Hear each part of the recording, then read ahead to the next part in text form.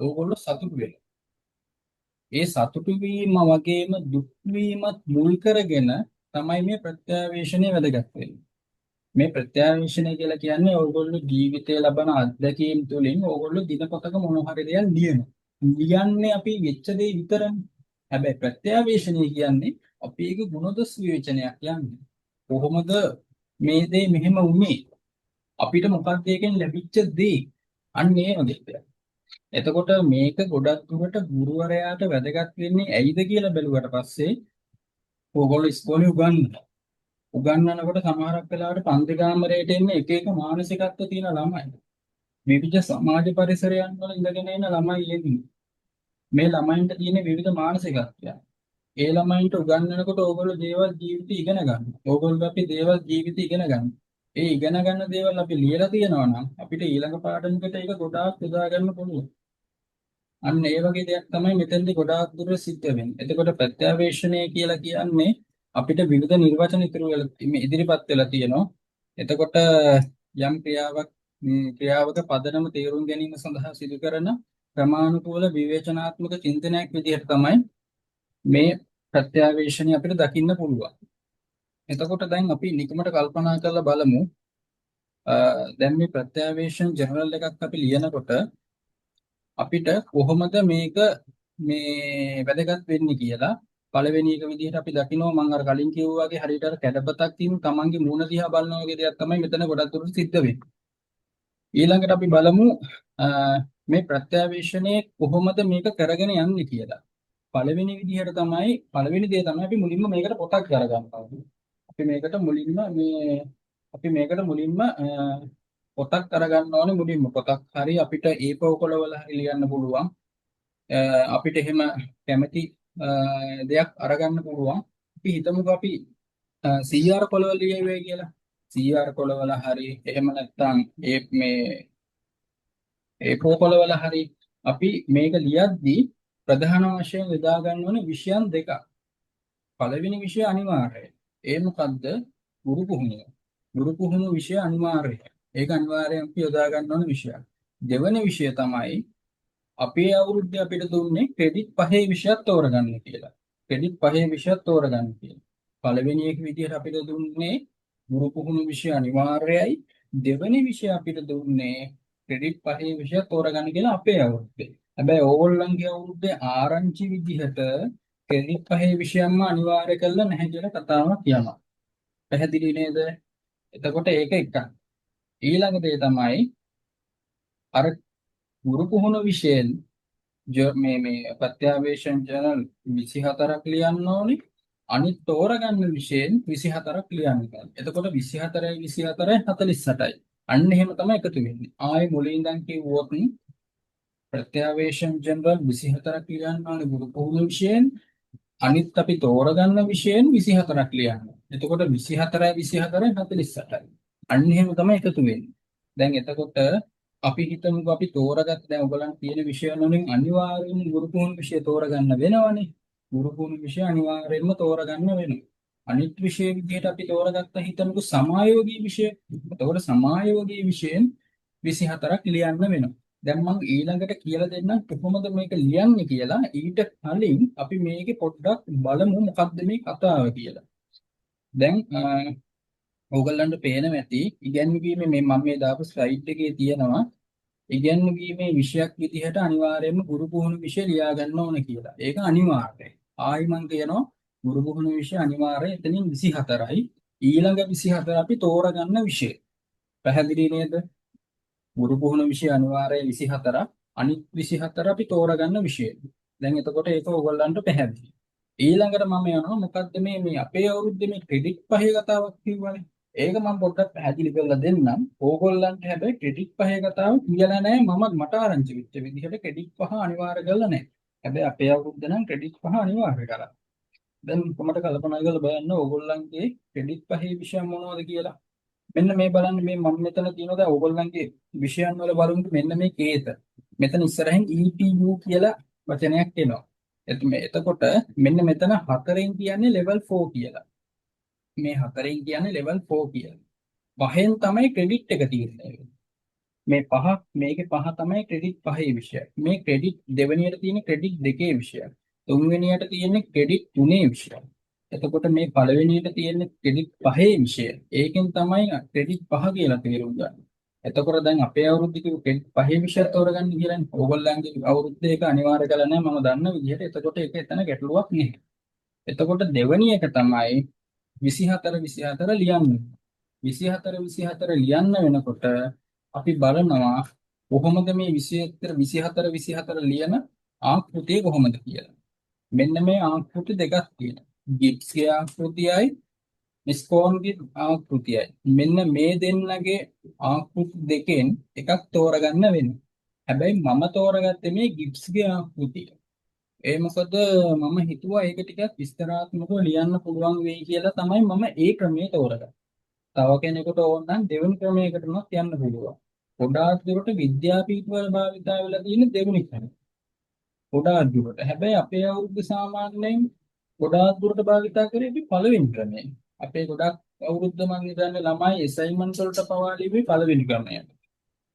ඒ වුණාට ගොඩක් අර විද්‍යාපීඨවල ඉන්න ලෙක්චර්ස්ලා ආපු කට්ටිය ඇසයින්මන්ට් වල බලාපොරොත්තු වෙලා තියෙන හැබැයි දෙවෙනි ක්‍රමය. හැබැයි මෙහෙම දෙයක් තියෙනවා. ඕගොල්ලන්ගේ මේක බලන්නේ අධ්‍යයන මධ්‍යස්ථාන වලින් නෙවෙයි කැම්පස් එකකින් ෆයිනල් එක්සෑම් එකක් විදිහට තමයි බලන්නේ. එතකොට බොහෝ දුරට කැම්පස් එකේ නාවලින් දෙන උපාය මාර්ග නාවලින් දෙන අවවාද වලට මූලිකත්වය දෙන්න වෙනවා. මොකද නාවලින්නේ බලන්නේ. එතකොට එහෙන් දෙන මේ අවවාද වලට මූලිකත්වය දෙන්න වෙනවා. එතකොට අපි ඊළඟට යමු බලන්න මේකේ මම ලිව්ව පුංචි මේව එකක් මම දාන්නම් පුංචි ජර්නල් එක අවස්ථාවක් මම දාන්නම් මගේ ලැප් එකේ තිබුණා. මොකද මගේ එක බාර දීලා තියෙන කැම්පස් එකට මට තාම හම්බුනේ නැහැ. ඕගොල්ලන්ට ඕන නම් නාවලට ගිහිල්ලා බලන්න පුළුවන්. මගේ එකේ දාපු දෙක තුනක් මට හම්බුණා මේ ලැප් එකේ සේව් වෙලා තිබිලා. මම එකක් දාන්නම් කොහොමද මේක වෙන්නේ කියලා බලන්න. ඔන්න බලන්න එක ජර්නල් එකක් මම දානවා. ඔන්න විස්තරය. දැන් මම මේ යන්නේ ගිෆ්ට්ගේ ක්‍රමයට කියලා මම ඕගොල්ලන්ට කිව්වා. මම මේ යන්නේ ගිෆ්ට්ගේ ක්‍රමයට. ඕගොල්ලන්ගේ පොත තියනවාද ප්‍රත්‍යවේක්ෂණ කරන පොත? මේ මොඩියුල් එක තියෙනවා නම් මොඩියුල් එකේ පෙළ ගන්න පුළුවන් කෙලින්ම 18 වෙනි පිටුව. මේ 18 වෙනි පිටුව ඔව් 18 වෙනි පිටුවේ 18 වෙනි පිටුවේ තියෙනවා මේකේ මේ ගමන් ගන්න අදියර. පළවෙනියටම තියෙන විස්තරය. විස්තරය අහන්නේ කුමක් සිදු වුණාද? කොතනද සිදු වුණේ? හිටියේ කවුද? ඔයත් එක්ක හිටියේ කවුද? ඒකේ ප්‍රතිඵලය මොකද්ද? ඇයි ඔය එතනට සම්බන්ධ වෙන්න හේතුව? එතකොට අනිවාර්යයෙන්ම විස්තරය කියන එක දාද්දී දිනේ අනිවාර්යයෙන්ම දාන්න වෙනවා. දිනේ අනිවාර්යයෙන්ම දාන්න වෙනවා. ඊට පස්සේ මොකද්ද හේතුව? දැන් මම මෙතන මේ කියන්නේ මට මේ ඔන්ලයින් ලෙක්චර් එකක් තියලා තියෙනවා. ඒකට මේ මට සම්බන්ධ වෙන්න බැරි වුණා. මුල් කොටසට සම්බන්ධ වෙන්න බැරි වුණා. හැබැයි මේ මට සම්බන්ධ වෙන්න බැරි වෙච්ච නිසා මට මුල් ටික මගේ ඇරුණා. මගේ මුල් ටික මගේ ඇරුණා. මුල් ටික මගේ ඇරිච්ච විස්තරය තමයි මම මේ දාලා තියෙන්නේ. එතකොට මෙතන තියෙන්න ඕනේ අනිවාර්යයෙන් මොකක්ද? කවදද? කොහේද? ආ එක්කද? මොකද්ද උනේ? විස්තරයක් තියෙනවා. හැබැයි කෙටියෙන්. දැන් ඕගොල්ලන්ට මේක ලොකුවට පේනවති විස්තරය අම්මෝ වෙන ලොකුයි. නිල් පාට තීරුවක පේලි 8ක් විතර තියෙනවා. 8ක් 9ක් වගේ ලොකුයි කියලා. ඒ වුණාට මේක ලියද්දී ෂේප් මේ විදිහට මෙච්චරම විස්තර වෙන්න ඕනෙත් නැහැ. සාමාන්‍ය මට්ටමින් තිබුණාම ඇති මම පැහැදිලි කරලා දාලා තියෙනවා මොකක්ද මේ පළවෙනි එකේ විස්තරය. විස්තරය අපි දානකොට අපි දාන්න ඕනේ මොකක්ද ඇත්තටම උනේ කියලා. මොකක්ද උනේ කියලා. දැන් අපි නිකමට මෙහෙම හිතමුකෝ. ඕගොල්ලෝ කඩේට යනකොට දකිනවා මල්ලි කෙනෙක් වැල්ලා ඉන්නවා පාරේ. දැන් ඔයගොල්ලෝ දකින්න කඩේට යනකොට මල්ලි කෙනෙක් පාරයින් වැල්ලා ඉන්නවා බිම වැතිරලා ඉන්නවා. සිහිය නැතුව වැටලා ඉන්නවා. අහලා පහල කට්ටිය ඇවිල්ලා බලනවා මේ මල්ලි. ඉතින් ඔයගොල්ලෝ ගෙදර ඇවිල්ලා අම්මට කියනවා අම්මේ මම කඩේට යනකොට මල්ලි කෙනෙක් පාරයින් වැල්ලා හිටියා. ඉතින් ඒක විස්තරයක්. ඒක ඕපදූපයක්. අන්න එහෙම යන්නේ. නමුත් ප්‍රත්‍යවේක්ෂණ ජර්නල් එකේ විස්තරය ඊට වඩා වෙනස්. අහවල් දවසේ අහවල් වෙලාවේ මම කඩේට යන ගමන් හිටියේ. මාත් එක්ක කවුද හිටියේ? මාත් එක්ක කවුරුවත් හිටියා මම තනියම කඩේට යන ගමන් හිටියේ. ඊට පස්සේ මල්ලි කෙනෙක් වැල්ලා හිටියා. අවට කට්ටිය කීප දෙනෙක් මල්ලි දිහා විපරම් කරලා බැලුවා. ඒ අවස්ථාවේ මට ඒකට සම්බන්ධ වෙන්න උනේ නෑ මම කඩේ යන ගමන් හිටපු නිසා. ඔන්න විස්තරයක් විදිහට අපිට ඒක දාන්න පුළුවන් මෙතන. පැහැදිලිනේ. ඊළඟට ඕගොල්ලන්ට විභාගෙට. විභාගෙට ගුරු භූමිකාමය විෂය මේ සැරේ අවුල් වුණා.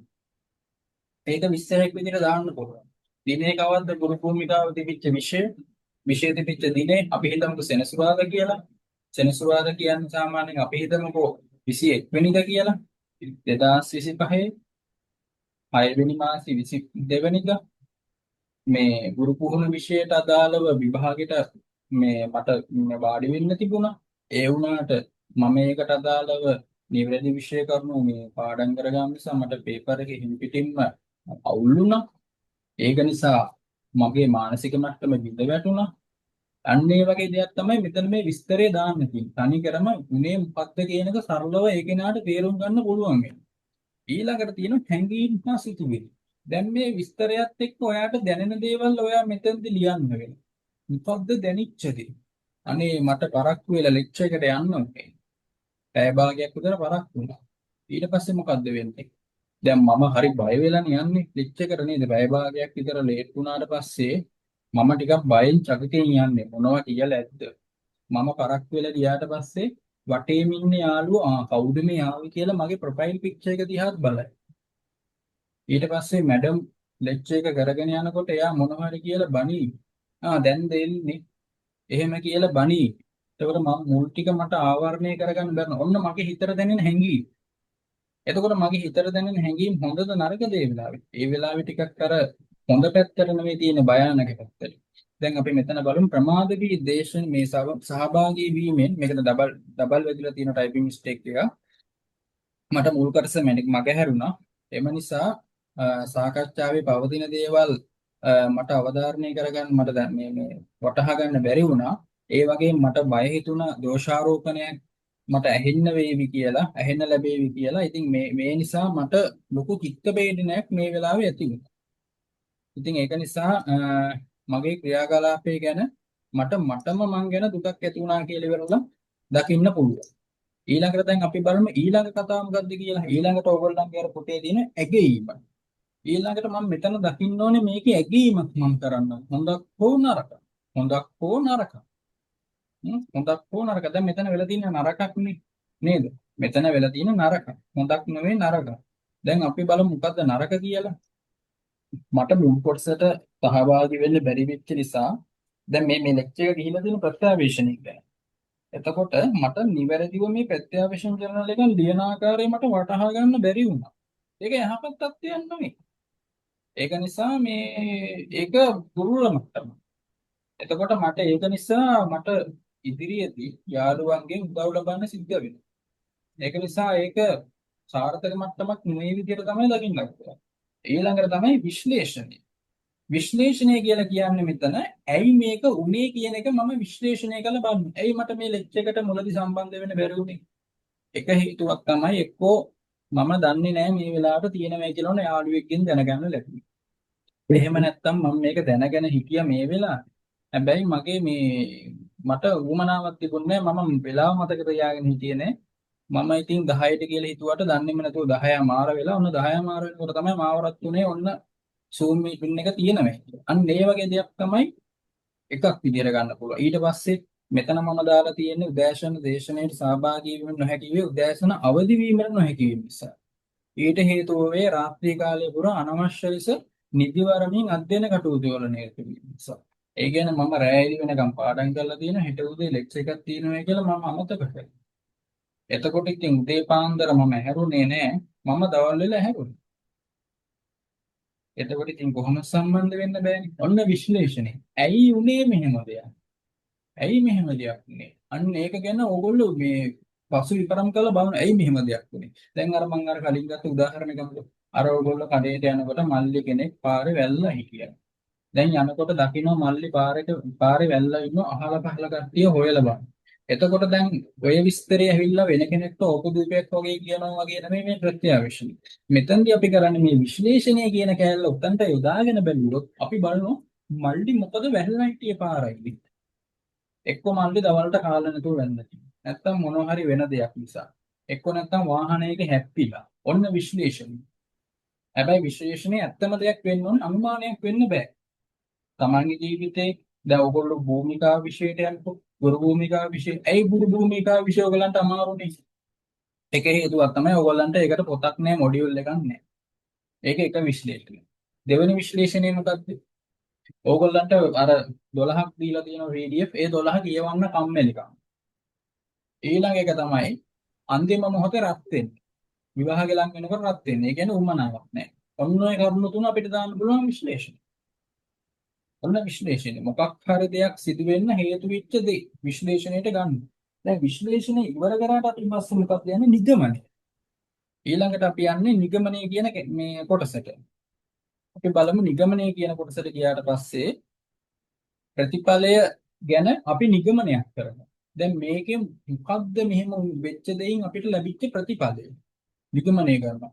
දැන් මම මේ කතාව අනුව බලනකොට මම රාත්‍රී කාලේ අනවශ්‍ය ලෙස නිදි වර්ජිතව කටයුතු කරා.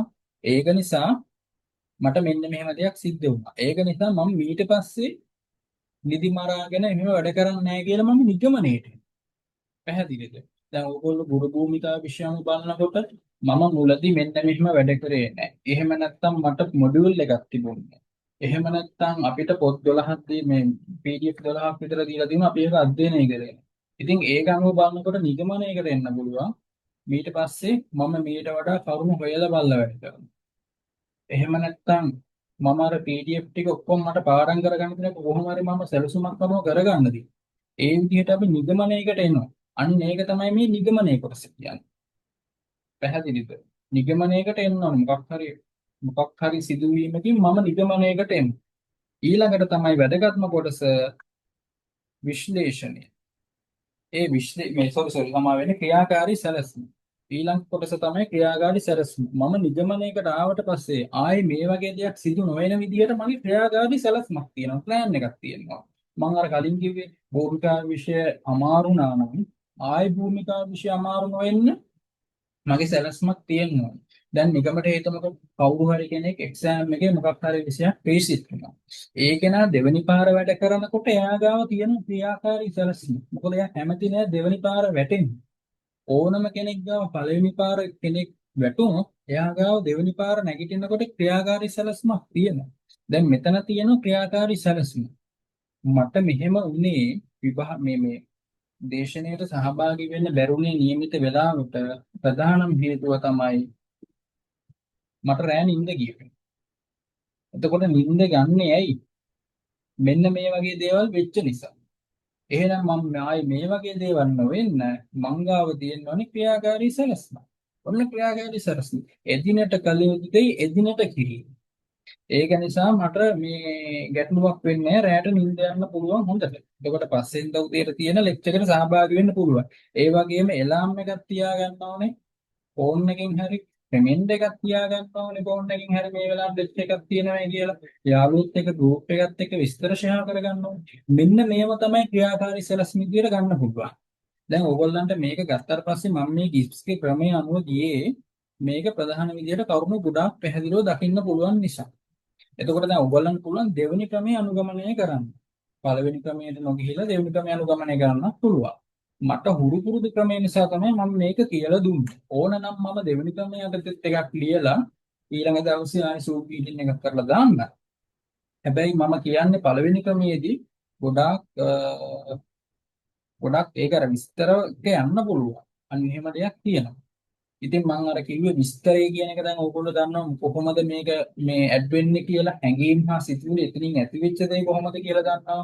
ඊට පස්සේ ඇගීමක් මගේ හිතෙන් ඇති වෙච්ච ඇගීමක් තියෙන්න ඕනේ මොකද්ද කොහොමද මේක මේ ප්‍රතිඵලයක් ගැන කොහොමද මේක හොඳද නරකද කියන එක විශ්ලේෂණය තියෙන්න ඕනේ. ඇයි මෙහෙම දෙයක් වුනේ කියන එක.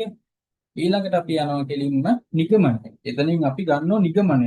මේක මෙහෙම වුණා මෙන්න නිගමනය මගේ. ඊළඟට යනවා ක්‍රියාකාරී සැලැස්ම. ඒ කියන්නේ ආයි මේ වගේ දෙයක් සිදු නොවන විදිහට ක්‍රියාකාරී සැලැස්ම. දැන් ඕගොල්ලන්ට මම ආයි බුලට එන්නම්. මෙන්න මේ දැන් ඔය මං කිව්වනේ මේ ගිබ්ස්ගේ ක්‍රමේ ඔන්න විස්තරය හැඟීම් හා සිතුවිලි දෙකයි. ඇගයීම විශ්ලේෂණය ඒ දෙකත් එක හතරයි. ඊළඟට ආයි යනවා නිගමනය ක්‍රියාකාරී සැලැස්ම.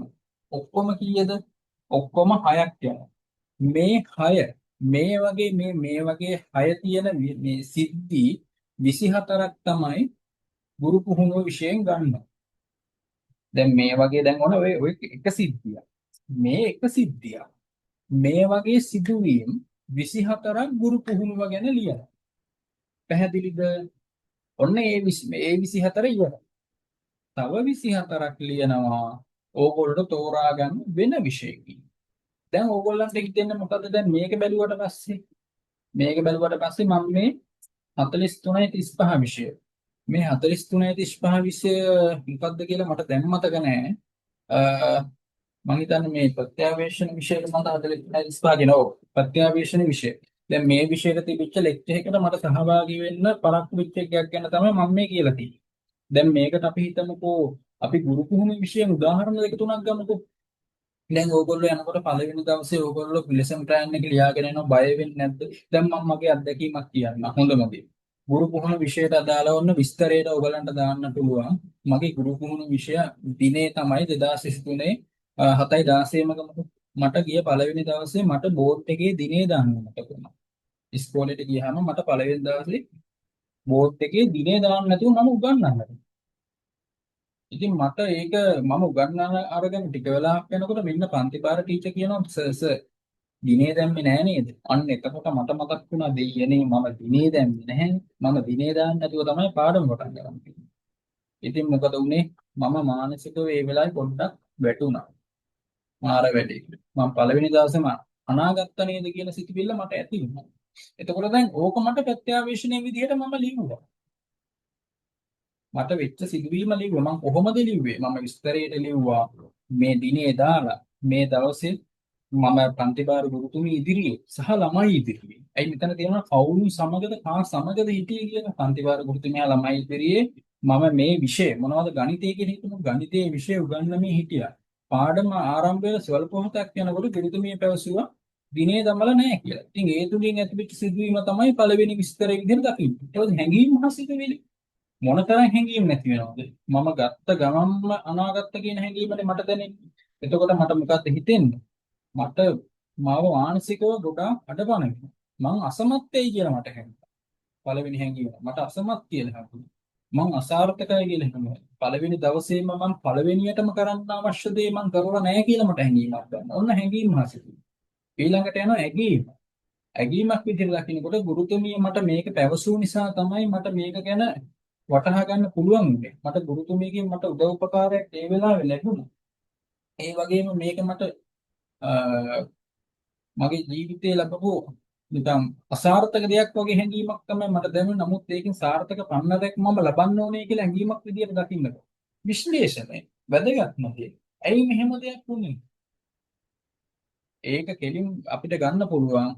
එහෙම දෙයක් වුණේ මම කලබල වුණා. මගේ ගුරු පුහුණුවේ පළවෙනි දවසේ නිසා මම ඕනවට වඩා කලබල වුණා. කලබලකාරීත්වය. අනිත් එක නුහුරු නුපුරුදු. නුහුරු නුපුරුදු. ඒ මීට කලින් උගන්වලා මට පුරුදු නෑ. ඉතින් ඒක නිසා මට ඒක එහෙම දෙයක් වුණා. ඔන්න විශ්ලේෂණ. ඊළඟට අපි යනවා ආයේ මොකද්ද නිගමන. මේ වගේ දෙයක් සිද්ධ වීමෙන් මම නිගමනයකට එනවා. ඒකට හේතුව තමයි අනවශ්‍ය කලබල වීම මත, අනවශ්‍ය බියවීම මත මට මෙන්න මේ වගේ දිනේ දැමීමට අතපසු වීමක් වගේ සිදුවීමක් මට සිද්ධ වුණා කියලා මම නිගමනයකට එනවා. ඒ අනුව මේකේ තියෙන දුර්වලතා මගහැරගෙන දැන් දුර්වලතා ටික කියවන විශ්ලේෂණයේදී දුර්වලතා ටික මගහැරගෙන ඉදිරි පියවර එන්න ඕන කියලා වෙන අපි මෙතෙන්දී ලියන්න ඕන නිගමනය. ඊළඟට තමයි ක්‍රියාකාරී සැලැස්ම. ක්‍රියාකාරී සැලැස්මෙන් තමයි වැදගත්ම දේ මොන වගේ දේවල් දෙන්න ඕන ක්‍රියාකාරී සැලැස්ම. හෙට ගුරු පුහුණුවේ පළවෙනි දවසේ නම් මම අද පොළ කෑල්ලක ලියා ගන්න ඕන වෙනම මොනවද මම මුලින්ම කරන්න ඕන. ඒ වගේම මම ගෙදර ප්‍රැක්ටිස් කරලා ගෙදර පෙර පුහුණුවක් කරලා ඉන්න. අවශ්‍ය දේ පොළ කැබල්ලක සටහන් කරගෙන ඉන්න. අන්න ඒ වගේ දෙයක් තමයි මෙතෙන්දී ඇතුළත් කරන්න ඕනේ. ඔන්න ගුරු පුහුණු කරලා දාලා එක දෙයක් මම ඕගොල්ලන්ට කිව්වා. ඉතින් ඒ වගේ ගොඩක් සිද්ධි වෙනවා. ගොඩාක් සිද්ධි වෙන ඕගොල්ලෝ ඉස්කෝලේට ගියාට පස්සේ ළමයි දිහා බලන දේවල් සිද්ධ වෙනවා. ඒ වගේම ළමයි අතර ගැටුම් ඊට පස්සේ ඕගොල්ලෝ හොඳ දේවල් අපි නිකම්මට ගමුකෝ ඕගොල්ලෝ පළවෙනි දවසේ ටීචින් ප්‍රැක්ටිස් එකේදී සර්ගේ මාස්ටර් සර්ගෙන් හරි මාස්ටර් ටීචර්ගෙන් හරි හොඳක් ලැබුවා කියලා ඒක අපිට ගන්න පුළුවන්. මෙහෙමයි. මේක ලියනකොට නරක ලියන්නත් එපා ගොඩක්, හොඳ ලියන්නත් එපා ගොඩක්. සාමාන්‍යයෙන් හොඳ දැන් 24ක් තියෙනවනේ. 24න් 19ක් විතර හොඳ ලියන්න. 19ක් 18ක් වගේ 5ක් 6ක් වගේ අර මේ අසාර්ථක වීම නගා සිටවීම පැත්තට දාන්න. බහුතරය හොඳ පැත්තට ලියන එක හොඳයි. මොකද එතකොට සාමාන්‍යයෙන් අපි රීජන් ප්‍රැක්ටිස් එක මේ සම්පූර්ණයෙන්ම අර අවුල් කරගත්තා වගේ හැඟීමක් එනවනේ.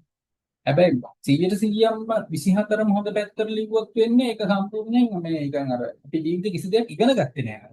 ප්‍රත්‍යවේක්ෂණයක් කරන්න දෙයක් ඉගෙන ගත්තේ නෑ වගේ මේ අපි සම්පූර්ණයෙන්ම හැම එකම හොඳ ලිව්වා. දැන් අපි හොඳ පැත්තට යමු. දැන් මම අර කිව්වේ නරක වෙච්ච දේ. හොඳ දෙයක් ගමුකෝ. හොඳ දෙයකදී අපි කරන්න ඕනේ හොඳ වර්ධනය කරගන්න එක. ඔන්න ආයි මම එනවා මුලට විස්තරේ. 2023 7 වෙනි මාසේ ඔන්න අසබල් දවසේ ගුරු පුහුණුවට අදාළ විෂයට මම ගියා. එදා මාස්ටර්ස් කියන්නේ එතකොට මාස්ටර්ස් හරි මාස්ටර් විද්‍යාහරි අපි බලමුකෝ. එතකොට ගුරු පුහුණු අධීක්ෂකවරයා එදා ඇවිල්ලා හිටියා. පන්තිපාර ගුරුතුමිය එතකොට පන්තිපාර ගුරුතුමිය සාමාන්‍යයෙන් ඉන්නේ නැහැ. පන්ති ළමයි සහ මම සහ ගුරු පුහුණු අධීක්ෂකවරයා හිටියා. එතකොට ඒ වෙලාවේ මම ගුරු පුහුණු පාඩම ඉදිරිපත් කරමින් හිටියා.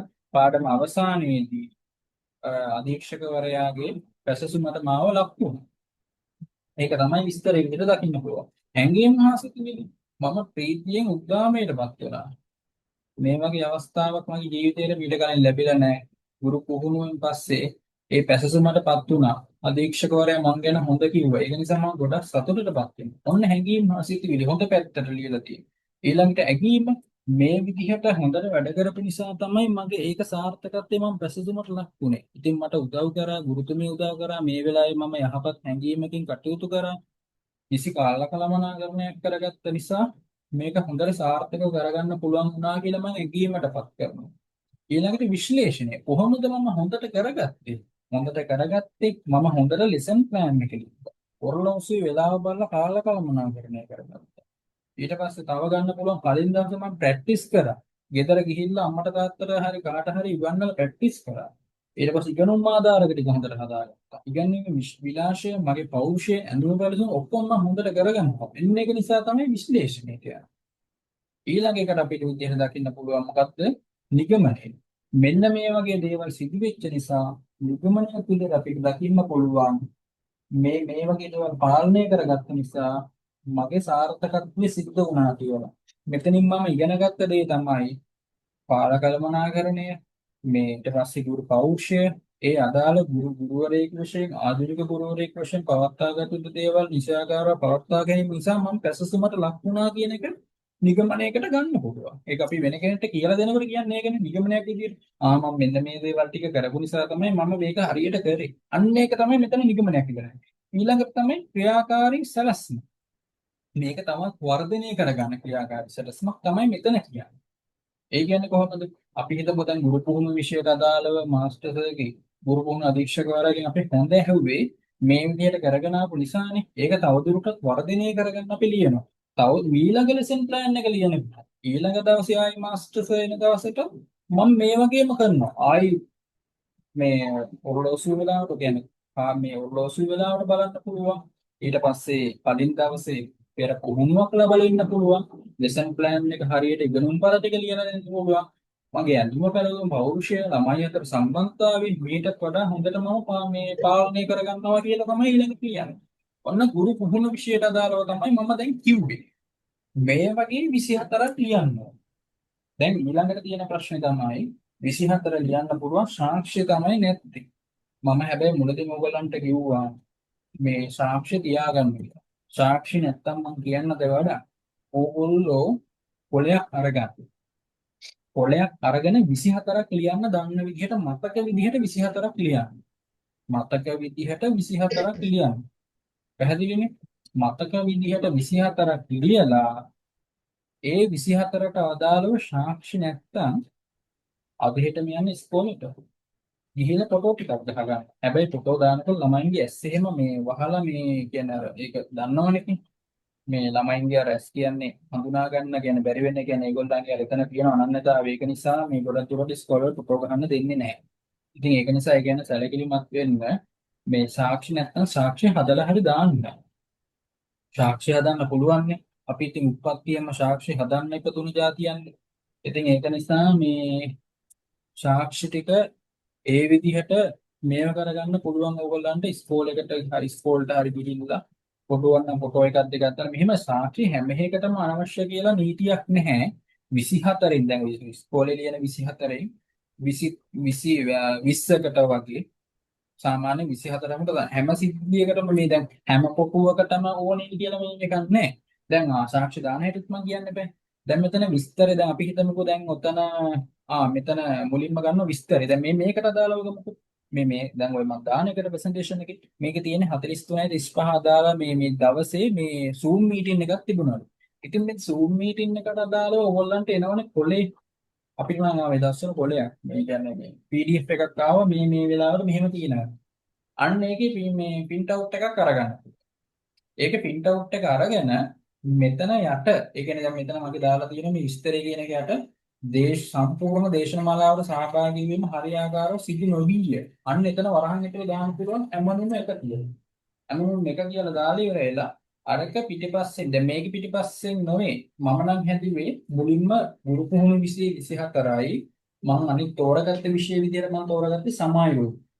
සමායෝගී 24යි. ඒ 24 24 48 ඉවර වුණාට පස්සේ තමයි මගේ සාක්ෂි කියන එක වෙනම පටන් ගත්තේ. සමහර ළමයින්ට කියලා තියෙනවා හැම ජර්නල් එකක් පිටිපස්සෙම සාක්ෂි මේ වෙනම යන්න කියලා. එහෙම එක එක ක්‍රම කියලා තියෙනවා. හැබැයි අර අපේ ඒ දවස්වල දැන් මම ඔය ප්‍රත්‍යවේක්ෂණයේ අපිට විෂය ඔය විදිහට ජර්නල් එක කරන්න කිව්වට පස්සේ මම පුද්ගලිකව ගියා ওই සබ්ජෙක්ට් එක වාර මැඩම් හම්බ වෙන්න. ගිහිල්ලා මම එතනදී ඇහුවා කොහොමද මේක කරන්නේ කියලා. ඕන කෙනෙක් ඉතින් ගිහලා හම්බ වෙන්න පුළුවන්. එතෙන්දී එතුමිය කිව්වා මේ ගුරු පුහුණු විෂය 24යි ඊට පස්සේ මම තෝරගන්න විෂයට අදාළ 24යි. ඒ 24 24 48 ඉවර වුණාට පස්සේ වෙනම සාක්ෂි ටික වෙනම මේ ඇටච් කරලා මේ හදලා දෙන එක තමයි සුදුසු කියලා තමයි එතුමියගේ මතය. මම ඒ විදිහට හැදුවා. හැබැයි සතුටුයි කියන්න මේ මට A+ එකක් තියෙනවා. මේ රිසර්ච් වලම තියෙන A+ එකක් මේ අසයින්මන්ට් එකටත් A+, ඊට පස්සේ මේකටත් ෆයිනල් එකටත් A+ එකක්ම තියෙනවා. ඉතින් මේ ක්‍රෙඩිට් පහන විෂයක A+ එකක් ගන්න කියන්නේ මේක වටිනවා. ගොඩක් දුරට GPA එකට තමයි ඒක බලපාන්නේ. ඉතින් ඒක නිසා මම කියන්නේ මෙතන ඇමනුම කියන එක ඇමනුම යටින් දාලා ඉවර වෙලා ඒක වෙනම අපිට ඇටච් කරන්න පුළුවන්. එතකොට මේ ප්‍රශ්නේ ඉවරයි. දැන් මේක ඉවරයි.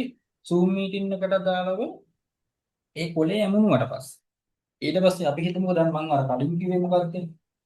දිනේ දාන්න බැරි වුණා කියන එකනේ. දිනේ දාන්න බැරි වුණා එකට ඉස්කෝලේට ගිහිල්ලා. දිනේ දාන්න නැතුව බෝඩ් එකේ ඕනනම් ෆොටෝ එකක් ගන්නවා. ඒක ෆොටෝ එක අරගෙන ඕනනම් ඒක මේ print out එක කරගෙන ඒක ඇටච් කරන්න පුළුවන්. ඊළඟට මම දෙවෙනි එකට කිව්වේ අධීක්ෂකතුමාගේ පැසසුම. අධීක්ෂකතුමාගේ පැසසුම එතුමා පැසසුම සඳහන් කරන්නේ මොකේද? ඕගොල්ලන්ගේ මොකද්ද පොතේ පාඩම් සැලසුම් පොතේ තමයි යාගේ සටහන ලියනකොට එයා මේ ළමයා හොඳ නරකද කියලා ලියන්නේ. අන්න එතන ඒකේ ෆොටෝකොපියක් ඕනනම් ඒ කොටස කැලේ ෆොටෝකොපියක් ඕනනම් අරගෙන ඒක ඇටච් කරන්න පුළුවන්. ඉතින් අන්නේ විදිහට සාක්ෂි හදලා හරි අමුණන්න පුළුවන්. ඒක නිසා ඉස්සෙල්ලා සිද්ධි 24ක් ලියා ගන්න.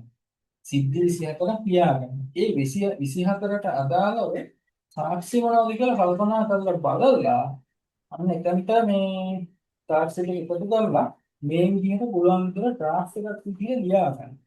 ලියාගෙන මේ විදිහට හදා ගන්න. එහෙම නැති වුණොත් කරගන්න අමාරුයි. දැන් ඔයගොල්ලන්ගේ ගුරු පුහුණු විෂයට අදාළව මම ඒක කියලා දුන්නා කොහොමද කරන්නේ කියලා.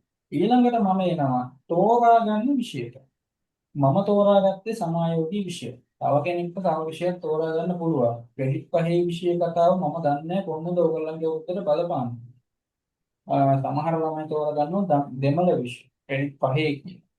තවත් සමහර ළමයි එක එක විෂයන් තෝරා ගන්න පුළුවන්. මේ අවුරුද්ද කොහොමද දන්නේ නැති නිසා